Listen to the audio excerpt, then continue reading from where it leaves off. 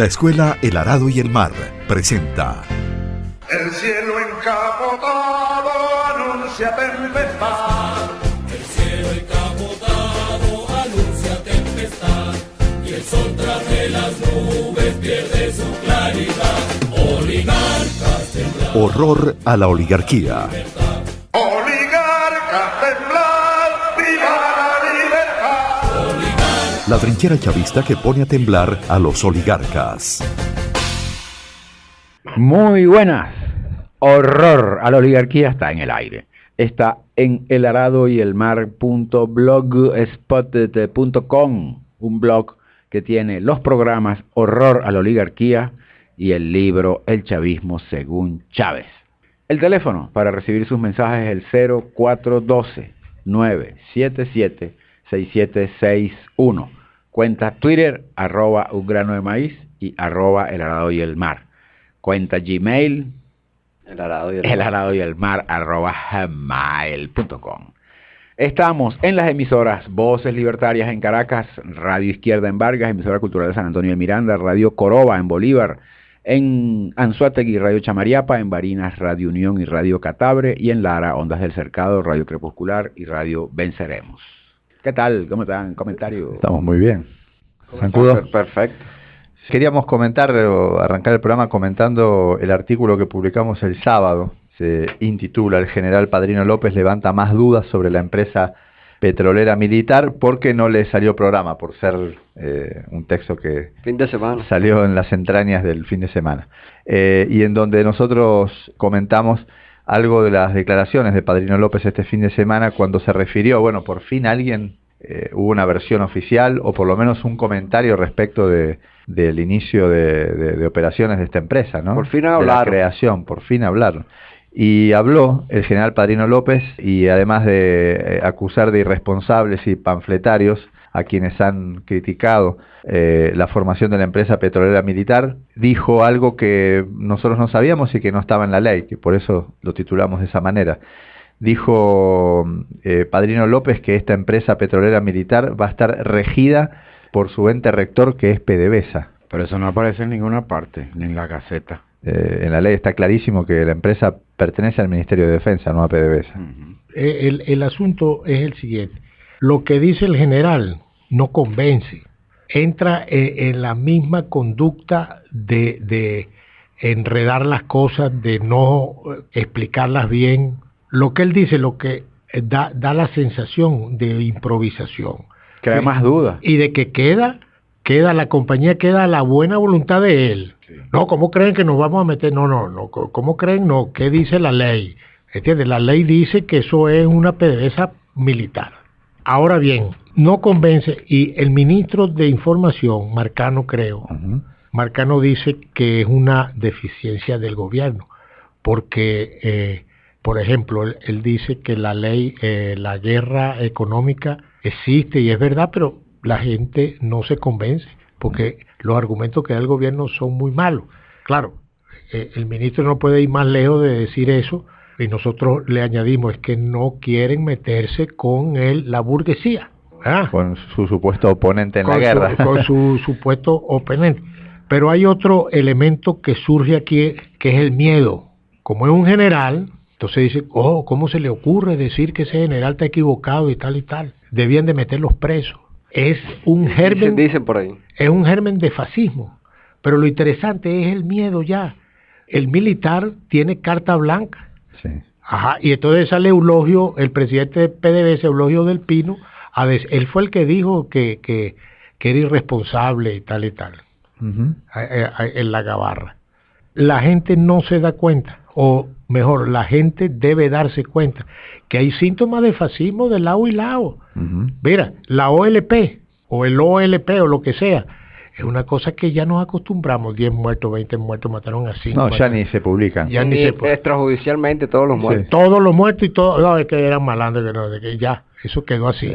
Ahora viene el miedo a los militares. Un general habla, santa palabra, pero habla que están en la minería. Oye, ahora que recuerdo lo que dijo Maduro, una cosa asombrosa, pana. Maduro dijo, cuidado que con la minería vamos a tener más ingresos que con el petróleo. Sí. Y no es que iban a acabar con el rentismo y están entregando eso, qué sinvergüenzura tan grande. Pero bueno, entonces el miedo en general son dos cosas ya, ¿verdad? Lo otro es que llegan unas viejas y ponen una cuestión ahí de libertad Leopoldo y sale un presunto movimiento bolivariano y tal a hacerle una operación militar a 4 viejas que tienen montado una vaina en su edificio, un toldo ahí de Leopoldo. No, da risa, ¿verdad? Da risa, pero son síntomas de que el fascismo está apareciendo. No te extrañe que aparezca de allá ¿cómo era lo que tenía Uribe? Águilas Negras y todo. Las paramilitares. Sí, un paramilitar en contra de él y listo. La única manera de resolver que esto no caiga en una guerra civil y una cosa es avanzar en el socialismo. Sí. Por eso es que es importantísimo correr cualquier riesgo para avanzar en el socialismo. No es mal, que no corre riesgo, no triunfa jamás. Otra cosa, al entrar los militares en la política, las discusiones políticas no tienen argumento de autoridad. Sí. Si tú estás discutiendo política como el general Padrino López, no vengas a asustar con el argumento de autoridad con los soles y eso. Estamos discutiendo política. Claro, eso es y de esa manera se pondría en evidencia verdaderamente una alianza cívico-militar, ¿no? Donde los civiles y los militares tienen el deber y el derecho de defender una revolución con argumentos. Que este también viene a echar más candela, el par de dos. Bueno, vamos, listo, hecho el comentario, texto que ya está publicado en elaradoyelmar.blogspot.com. Vamos con el texto rojo y subversivo de hoy que hemos intitulado El extraño socialismo de los chavistas desteñidos. El ejercicio del poder da licencia para la improvisación. Después se verá la manera de solventar lo que salga mal. El poder suministra los recursos para cubrir las fallas. Un cuanto de improvisación es permitido y hasta saludable. La audacia a veces impulsa el carro de la historia. Pero cuando la improvisación, sobre todo teórica, se hace norma y el rigor desaparece, ese gobierno tiene problemas graves. Sí, eso es lo que ha ocurrido en estos 3 años. No solo se ha improvisado, ahí dice que un poco de improvisación está bien, y se ha atacado cualquier tipo de precisión sobre el rumbo. Se ha dicho de todo contra aquellos que se atrevieron a decir que toda la política de este gobierno era una desviación capitalista, pero los pocos años que ocurrieron nos dieron la razón. El gobierno terminó entregando la faja y ahora está terminando de entregar el oro, la minería, el oro, los diamantes, el cobre. Y lo declara el presidente, dice, vamos a tener más recursos ahí. Lo dicen sin problema. El problema. Y eso se debió a la falta de precisión y de rigor teórico. Se aceptó cualquier cosa en nombre de la transición, ¿no? Claro, y la improvisación, la falta de argumentos, la incoherencia, hace que la masa humilde, base social del chavismo se vaya. Sí. Ahí perdimos 3 millones de votos y nadie ha dicho nada, ¿verdad?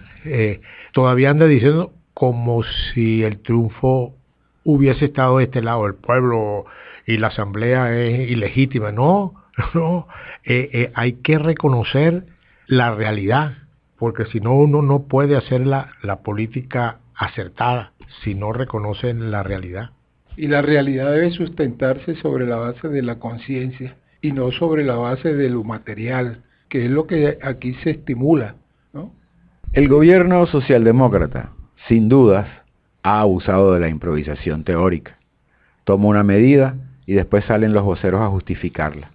Allí comienza el enredo. Se va tejiendo una doctrina que no tiene pies ni cabeza. Un ejemplo. Se dijo, hay que llamar a la burguesía para elevar las fuerzas productivas. Es necesario crear riqueza. Los voceros construyeron una teoría. La burguesía no es mala. Los privados son indispensables.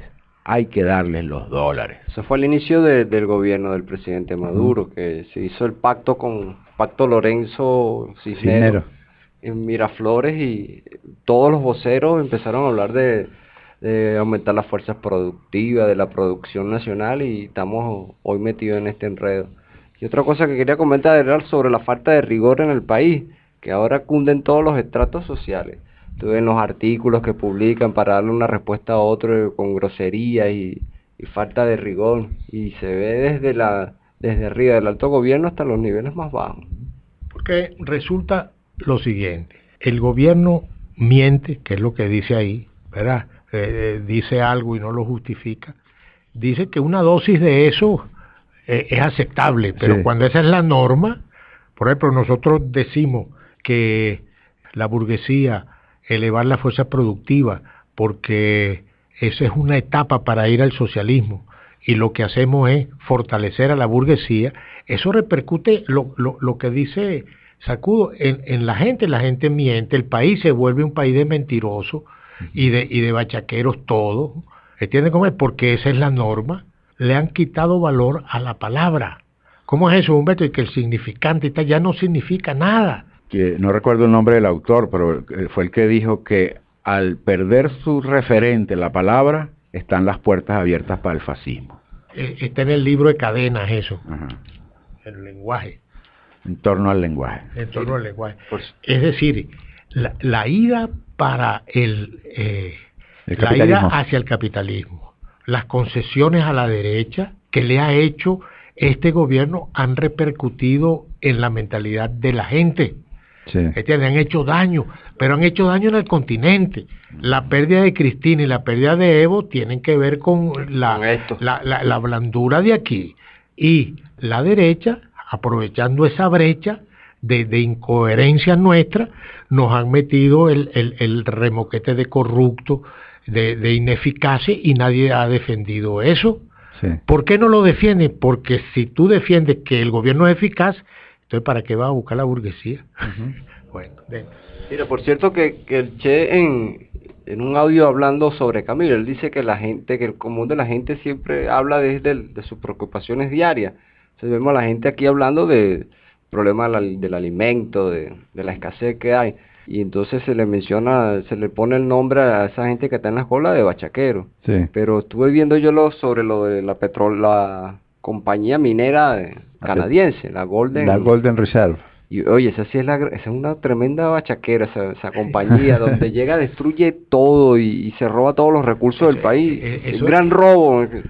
No, pero es que el bachaco se lleva 2 bolsas. Eso se llevaron durante 20 años la producción de oro sin dar ni un bolívar. Hasta que llegó Chávez. Llegó Chávez y los votó. Entonces esto lo vuelven a meter, y Eulogio y el otro, oye, estamos bien, porque en el plan de la patria. Los mineros nos van a dar mucha plata. Imagínate tú, si nos van a dar plata al gobierno, ¿cuánto será lo que se van a llevar? Sí. Eso es peor que las concesiones petroleras antiguas, de la Shell y de la Exxon y de tal.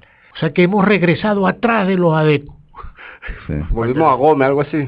Y el impacto en la naturaleza, en el medio ambiente en esa región. Y en la conciencia, eso crea esquizofrenia. Dele, avance con el texto, Humberto. Esa teoría, la de llamar a la burguesía para elevar las fuerzas productivas, chocó con el argumento de que las dificultades se debían a la guerra económica. Impedía precisar quién era el enemigo. Como los capitalistas criollos estaban en el gobierno, entonces se contestó que era el capitalismo internacional, que se trataba de una conspiración internacional, pero esa justificación choca con la entrega de la faja a las transnacionales y la grosera reivindicación de la compañía de oro canadiense. Así, el gobierno va tejiendo una tela de araña que lo envuelve. Otro ejemplo es la evitación de la lucha de clases, sustituyéndola por el difuso concepto de pueblo, que funciona adecuándose a las diferentes situaciones. El pueblo puede ser desde una persona que habla a nombre del pueblo, dice lo que ese ente difuso quiere y no quiere, hasta una manifestación muy grande. De esta manera, el concepto pueblo es difícil de asir, no explica nada, es un argumento inoperativo, solo sirve para la retórica. 3 millones de votos dicen que no son pueblo, pero un puñado en cualquier esquina puede ser pueblo. Hablar de pueblo es en estos momentos, y siempre es una categoría reaccionaria. Eso no quiere enfrentar la lucha de clases que hay en el país y en el mundo. Señores, están los poseedores y los desposeídos, y hablarle claro a la gente, porque Cisneros no es pueblo, o sí es pueblo. No, pero Lorenzo Mendoza. No, pueblo. Claro, no, e impide delimitar los campos, porque ¿en qué se diferencia el pueblo del que habla Ramos Salub del pueblo del que habla Maduro? Es el mismo pueblo. Sí, pero con la diferencia que hay un pueblo que sobre él recaen todas las condiciones de explotación, de miseria, de pobreza y de enajenación, mientras que son los humildes, mientras que el otro pueblo, los explotadores, los... Pero esos no son pueblos. No, Sí, pero son pueblos, pero lo que dice Saturno y la discusión que usted, el uruguayo dice ahí, tiene la demostración de que el concepto de pueblo no funciona.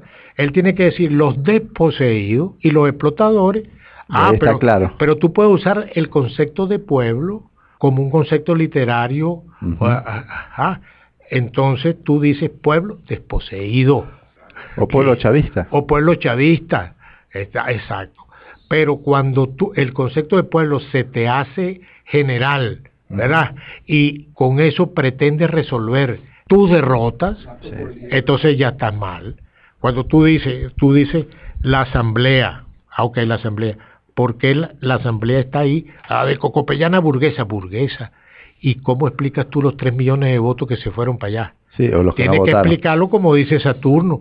Señor, los desposeídos están siendo sus propios verdugos. Pero entonces cuando tú precisas eso, se desmonta la conducta reaccionaria del gobierno. ¿Qué produce eso? Claro, no. Y la conducta reaccionaria del gobierno que a nombre de un difuso pueblo... Está perejaba de ministro.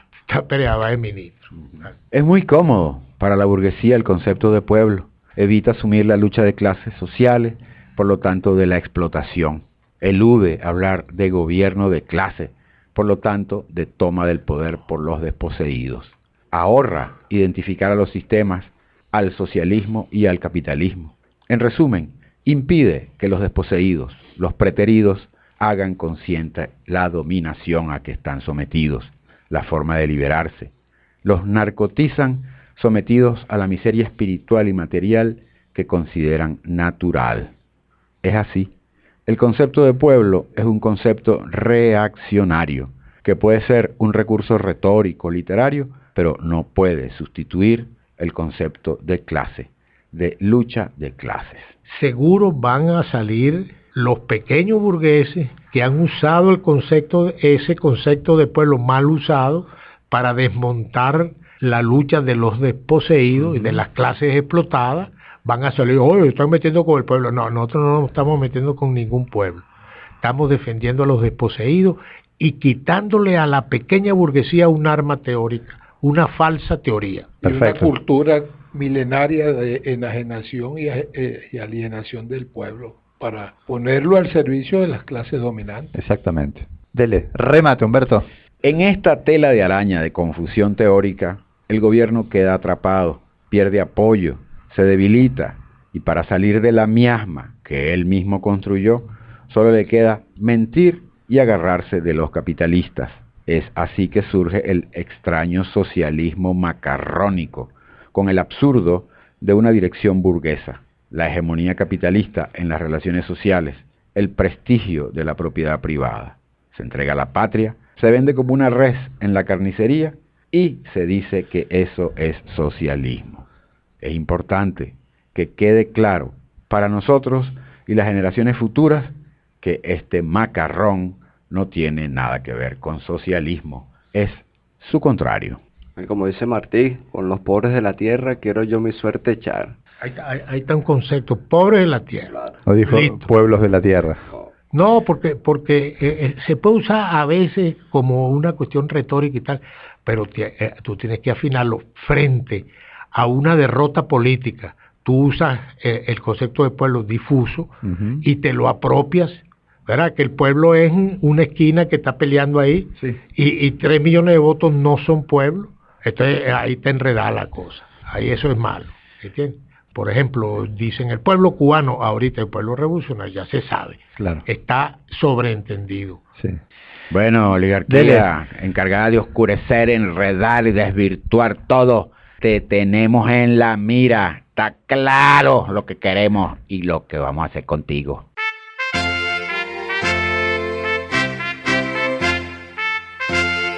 La Escuela El Arado y el Mar presentó El cielo encapotado anuncia tempestad. Horror a la Oligarquía. Encapotado anuncia tempestad la trinchera chavista que pone a temblar a los oligarcas. Claridad.